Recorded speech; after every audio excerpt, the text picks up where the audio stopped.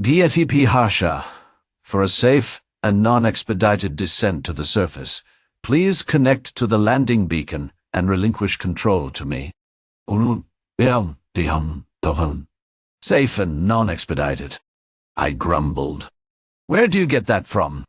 Analysis indicates you will try to dive into the planet's atmosphere while screaming out, woo-hoo. I'm not a human. You're confusing me with Jarl, I snapped back.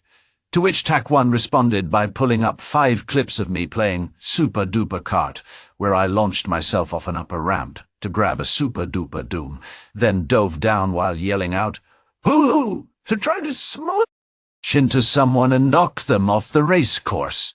Those moves were entirely justified and in a game. Now pipe down and wait your turn. We aren't in atmospheric range yet. Analysis also indicates that if you would pipe down and not yell out, woo-hoo, your success rate with Super Duper Dooms would increase by 30%. No. My heads-up display suddenly came to life with a countdown timer to our destination. Next to the timer was our current speed and our recommended speed, which happened to be far faster than local sublight speed limits. I chalked this up to TAC-1 sulking and putting up their version of, are we there yet? I had just one detour before heading to the station where I'd meet back up with the TV Ursa Minor. With a new ship, you need new parts and supplies. While Sabaric vessels aren't hard to get parts for, they are specialty ships, so it often takes a few days for something to get shipped in if you aren't in a major system.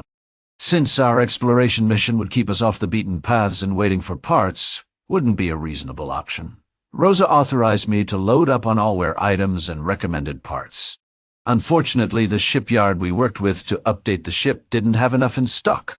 They recommended a small repair shop 2 systems over called All Repairs Big and Small, located just next to a used starship dealership named This Little Starship Lot. The owner of the repair shop, a human named Carla, was a huge fan of Sabaric ships and was the local factory-authorized supplier as well as a service center. Luckily, everything already checked out on our salvaged Model 951, so this would just be a quick parts pickup and also obtain a complete set of service manuals. Plus engineering drawings, because Rosa insisted. TAC-1 estimated our total time in the system should be no more than 2 hours, which meant I might get to the station in time for dinner. I had already looked up and found a restaurant called Toots and Fruits, a human-run place that specialized in dishes with legumes, vegetables, fruits, and nuts from across the galaxy. They had a fantastic fruit bar, as well as Horvakian palm leaves, the only leafy thing in the entire galaxy that qualifies as salad and won't offend Py'rapt'ch sensibilities, while balancing nicely with equal amounts of fruit for healthy digestion. After following the flight path for another 15 minutes, I turned on the autopilot, performed the required digital handshake with the landing beacon, and connected TAC-1 for the landing as I wasn't rated for atmospheric flight.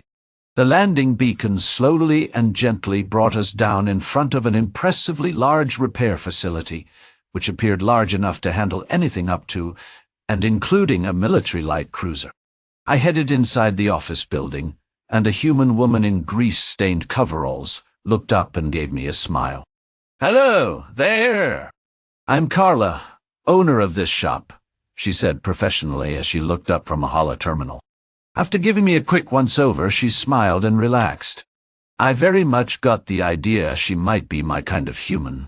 "How can I help?" "I'm on a supply run for my boss, the chief engineer of the TV Ursa Minor," I said as I pulled out my datapad and flicked over the parts list. "We need to stock up on some Sabaric parts, and I was sent your way."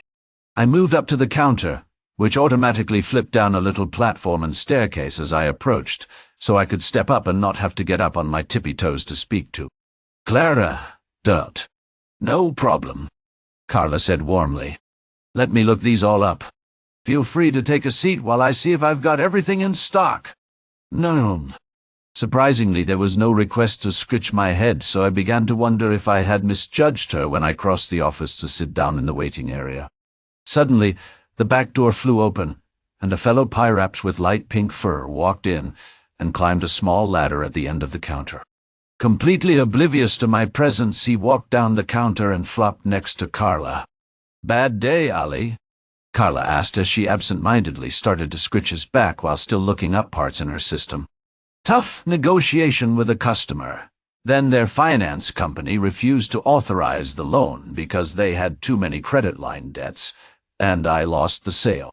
The next person to stop by tried to pull the old code reader scam, claiming major issues that didn't exist. They didn't know enough about code readers to hide the ship's VIN number, so it was clear the codes came from their own ship and not the one on the lot. Everybody else so far has just been landing gear kickers," Ali responded with obvious weariness. "And then, just when I thought it wouldn't get any worse. Husband, why are your children eating my canned peaches?" A voice cried out from the back. "I told you it was a bad idea to hide them in your tool case," Clara admonished Ali. "How many times have you caught your little orange menace shooting her sister with your inspection light? You can hear her scream pew-pew in the next star cluster. Now, me. They're your kids too. We were both there when you know what happened." Ali bellowed out in response to the voice. "My children would never eat my peaches without asking," the other voice insisted. I simply looked at them as Clara casually scritched Ali's back while looking up parts. There was something surreal about watching a human scritch a Py'rapt'ch on a table I just couldn't put my finger on. Clara noticed the strange look on my face and asked, "Something wrong?" "I'm not allowed on the mess hall tables anymore," I blurted out without thinking. Then my eyes widened with embarrassment, as the two of them just stared at me. Clara rolled her eyes and giggled before she went back to looking up parts and scratching Ali. Ali looked at me with pity and understanding in his eyes, before turning his head and closing his eyes to enjoy the scritching. 2 cases of Sabaric fuel filters? Mind if I ask why so many? And a Sabaric drive calibration tool? Clara asked with confusion and concern in her voice.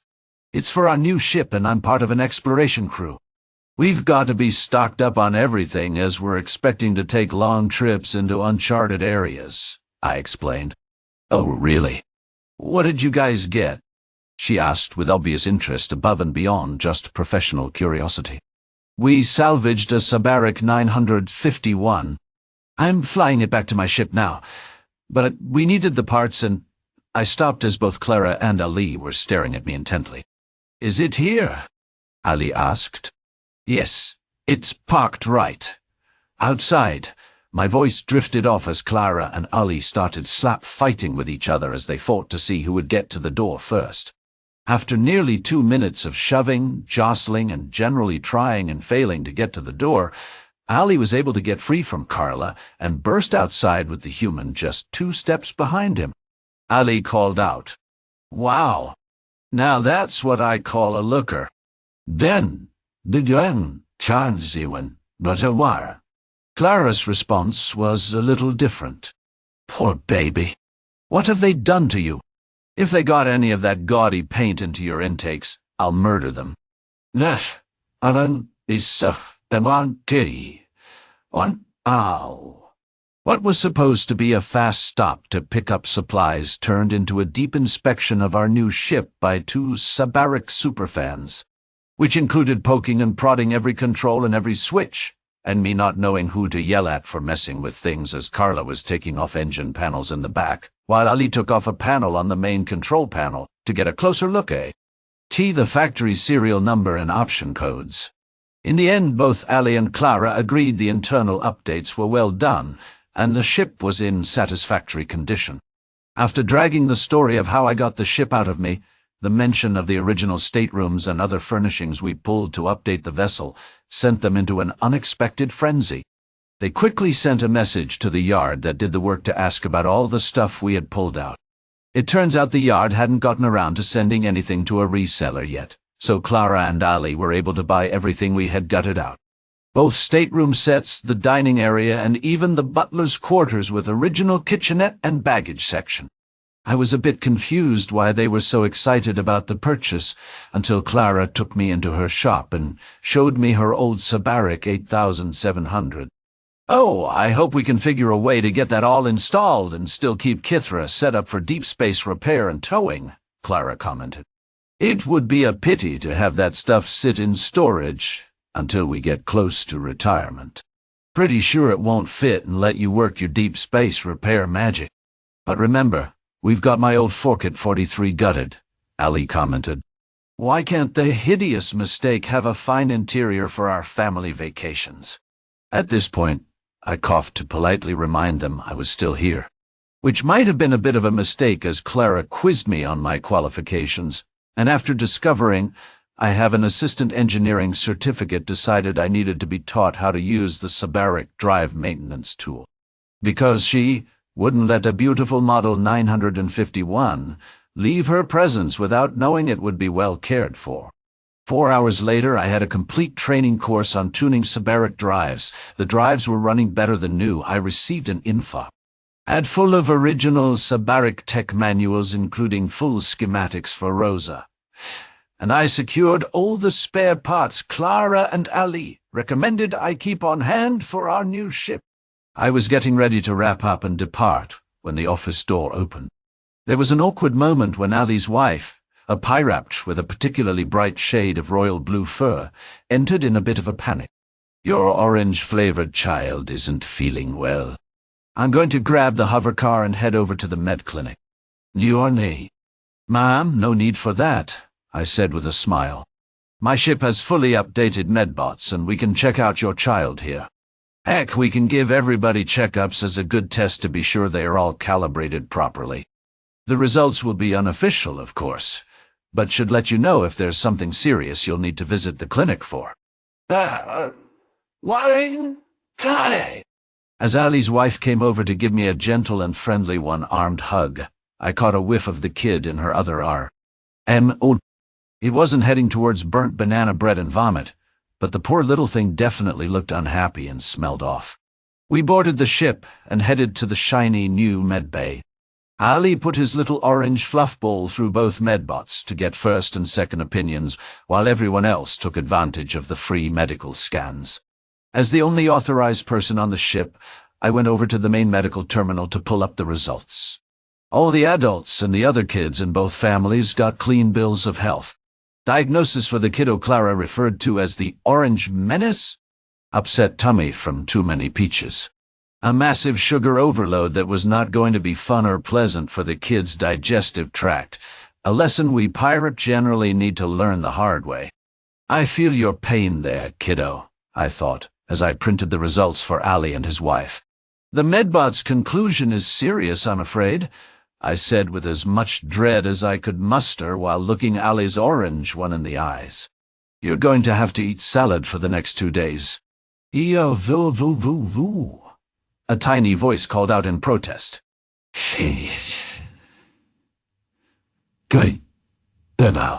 All's well that ends well, and Haasha is one step closer to getting back to the TV Ursa Minor. The only question is if the delay picking up supplies will cause issues getting to the next station on time to have dinner at Toots and Fruits. Curious how Clara met Ali. Check out their story and so pre-purchase inspections. TTS. www.reddit.com, RHFI comments, 1 Enthrect to waive pre-purchase inspections.